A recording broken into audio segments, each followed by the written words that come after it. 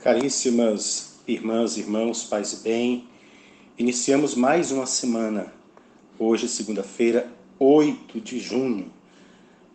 Queremos desejar a você muita alegria, muita paz nessa semana, que seja uma semana realmente de muitas conquistas para a sua vida e que você se comprometa mais e mais com a sociedade, evitando que o vírus circule. Por isso, use máscara, se puder, fique em casa, se não puder, ao sair, mantenha uma distância significativa das pessoas e evite tocar em coisas ou pessoas. Hoje, nós celebramos Santo Efrem, diácono e doutor da igreja, a memória facultativa que se faz. Também, na data de hoje, é a exibição da primeira exibição do cinema no Brasil, no Rio de Janeiro, em 1896.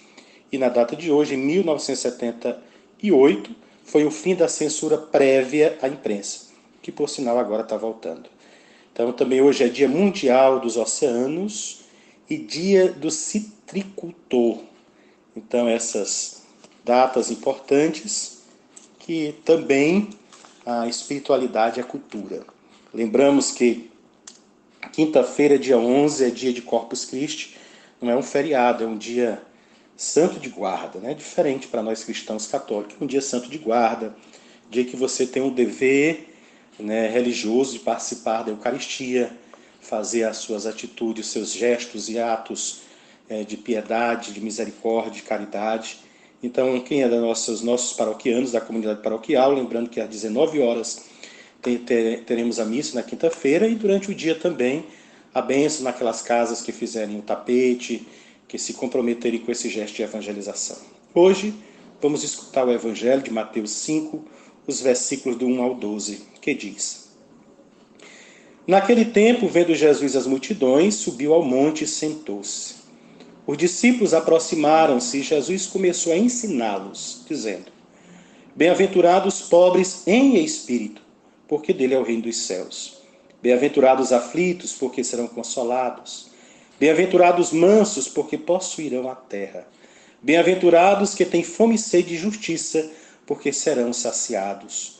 Bem-aventurados os misericordiosos, porque alcançarão misericórdia. Bem-aventurados puros de coração, porque verão a Deus. Bem-aventurados que promovem a paz, porque serão chamados filhos de Deus.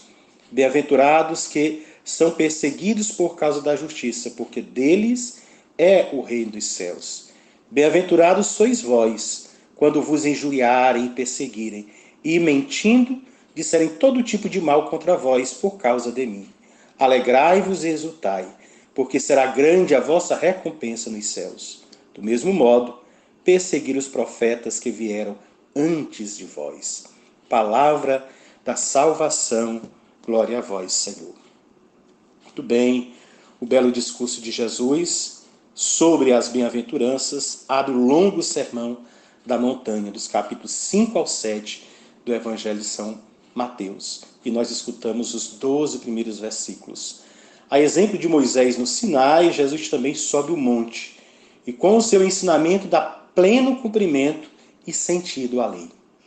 O discurso das bem-aventuranças não é simplesmente uma bela poesia, é um projeto de vida de Jesus e também para quem quer segui-lo. Em todo o Novo Testamento vamos encontrar mais de 50 bem-aventuranças. A mensagem do Evangelho, mesmo na perseguição, não pode nunca deixar de ser uma proposta de felicidade para os seus seguidores. As montanhas na Bíblia eram vistas como lugares privilegiados do encontro com Deus. Podemos enumerar rapidamente 7 montanhas em momentos importantes e cruciais na vida de Jesus. Por exemplo, o Monte da Tentação, lá em Mateus 4:8. A montanha da instituição dos 12, em Marcos 3:13. O Monte das Bem-aventuranças, aqui em Mateus 5:1. Da Transfiguração no Tabor, lá em Mateus 17:1, Marcos 9:2, Lucas 9:28. O Monte da Agonia no Monte das Oliveiras, lá em Mateus 26:30 e Marcos 14:26 e Lucas 22:39.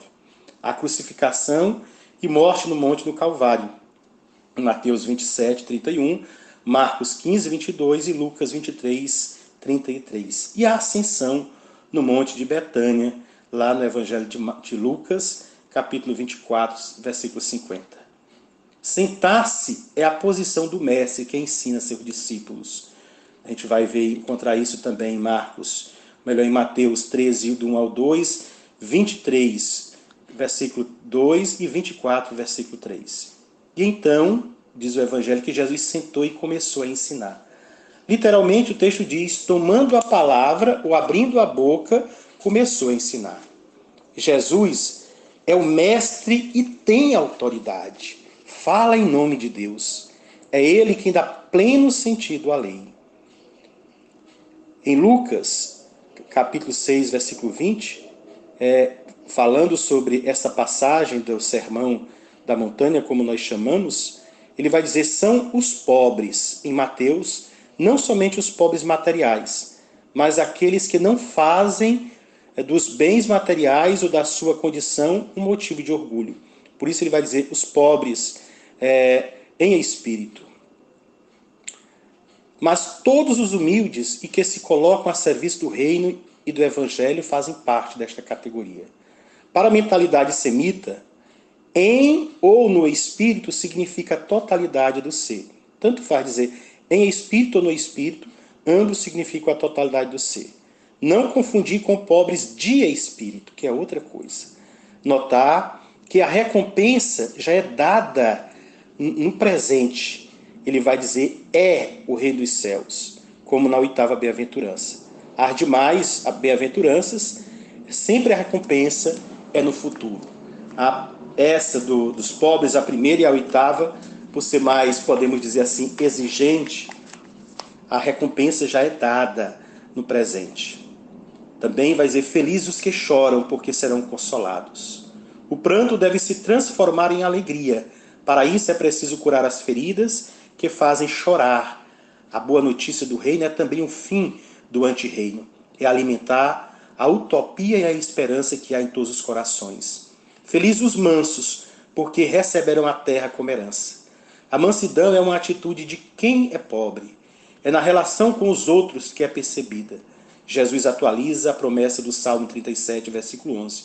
Os pobres possuirão a terra e se deleitarão com paz abundante. Felizes os que têm fome e sede de justiça, porque serão saciados. Junto com a ovelha está a bem-aventurança que se refere à justiça. Não se trata de seguir o rigor da lei, mas um valor a ser vivido e praticado. Jesus é o primeiro a viver a justiça.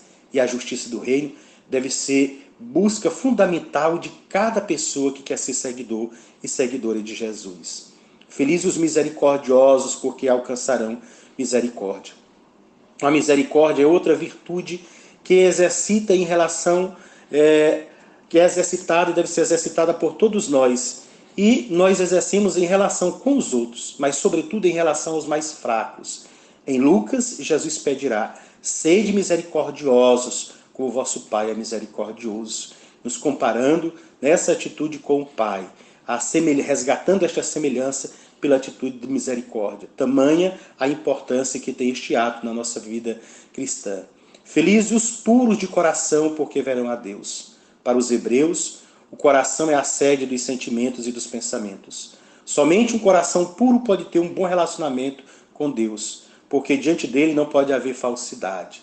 Somente quem tem bom coração pode entrar no coração de Deus. E é buscando esta pureza de coração para, com o propósito de entrar no coração de Deus, fazermos parte deste coração misericordioso. Felizes os que promovem a paz, porque serão chamados filhos de Deus. Sem paz não haverá justiça. Este é o sentido shalom para os hebreus. Segundo Isaías, a paz é fruto da justiça, lá em Isaías 32, 17. Para o salmista, no Salmo 85, 11, justiça e paz se abraçarão. Portanto, aquele que se torna promotor da paz, torna-se verdadeiro filho de Deus. Felizes os que são perseguidos por causa da justiça, porque deles é o reino dos céus. Diante de um mundo corrupto e marcado pela ganância de quem pode mais, a prática da justiça traz como consequência lógica a perseguição. Os ímpios e injustos não suportam os justos, por isso buscarão sempre eliminá-los. Mais uma vez, o prêmio já é neste mundo. deles é o reino dos céus. Feliz sois vós quando vos injuriarem e perseguirem, mentindo, disserem todo tipo de mal contra vós por causa de mim. Diferente das demais, esta bem-aventurança é dirigida diretamente aos discípulos de Jesus. Se a perseguição e a cruz estão no caminho do Mestre, é natural também que faça parte da vida dos discípulos. Não é qualquer perseguição que é recompensada, mas aquela causada por causa de Jesus e do reino. Alegrai-vos e exultai, porque grande é a vossa recompensa nos céus. Quando vier a perseguição por causa de Jesus e do reino, perseguição às vezes que começa dentro do seu lar, essa deve ser acolhida com alegria. Foi assim que os discípulos se manifestaram nas primeiras perseguições à igreja. Os apóstolos se sentiam felizes por sofrer por causa de Cristo. Basta olhar no Atos dos Apóstolos, capítulo 5, versículo 41, na carta de São Paulo aos Colossenses, capítulo 1, versículo 24, ou na carta aos Hebreus, capítulo 10, versículo 34. Foi esse testemunho que impulsionou o crescimento e expansão da igreja e da mensagem de Jesus. Por isso, peçamos ao Senhor a graça de sermos perseverantes, mesmo em meio às perseguições. Que não desanimemos e que busquemos servir de todo o coração ao Senhor. A você, um dia abençoado. E lembre-se de seu gesto de caridade, de gentileza com os que estão à sua volta. Vamos viver a misericórdia, partilhando o que temos, na confiança de que teremos cada vez mais. Partilhe com seus irmãos, não simplesmente aqueles que você gosta, que tem simpatia, mas aqueles que precisam, mesmo que você não conheça, o conhecendo, mesmo que não simpatize com eles ou com suas causas. Que a nossa caridade, ela ultrapasse todas as barreiras e ideologia. Fique em paz, que Deus te abençoe hoje e sempre.